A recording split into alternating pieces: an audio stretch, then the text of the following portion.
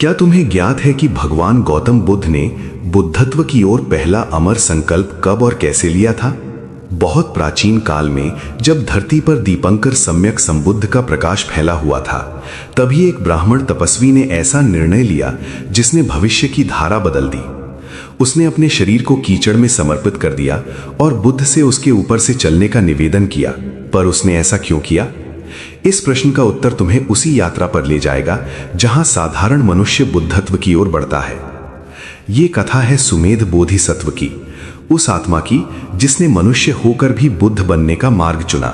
1,00,000 कल्प और 4 असंख्य कल्पों पहले अमरावती नाम का एक वैभवशाली नगर था, जहां हाथियों की गर्जना, घोड़ों की टापें, भेरी और शंख की गूंज 7 रत्नों से सजे देवनगर का आभास कराती थी।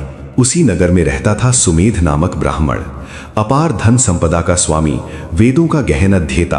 पर इन सब के होते हुए भी उसके भीतर एक खालीपन था, एक बेचैन प्रश्न जो उसे चैन से बैठने नहीं देता था।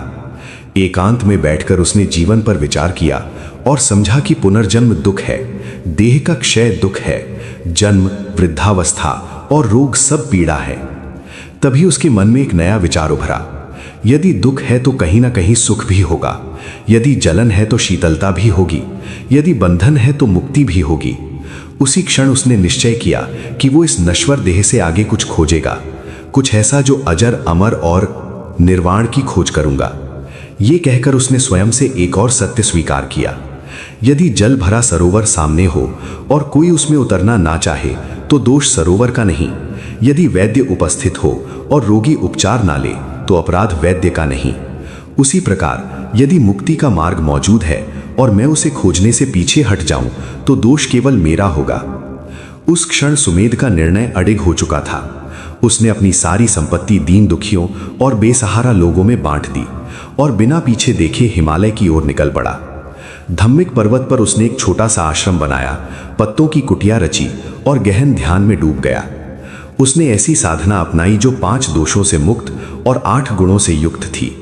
कुछ समय बाद उसने कुटिया भी छोड़ दी और वृक्षों की छाया को ही अपना आश्रय बना लिया। अब उसका जीवन केवल वन के फलों और प्रकृति की दया पर टिका था। 7 दिनों के भीतर ही उसने अभिज्ञा का बल प्राप्त कर लिया और वो एक सिद्ध तपस्वी के रूप में पहचाना जाने लगा।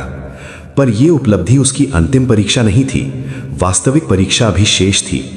उसी काल में भगवान दीपंकर सम्यक संबुद्ध इस धरती पर विचरण कर रहे थे, पर गहन ध्यानावस्था में होने के कारण सुमेध को इसका आभास नहीं हुआ। जब वो ध्यान से बाहर आया तो उसने देखा कि लोग किसी मार्ग को उत्साह से स्वच्छ कर रहे हैं। उसने जिज्ञासा से पूछा, ये उल्लास किस लिए है? ये मार्ग किसके आगमन हेतु सजाया जा रहा है?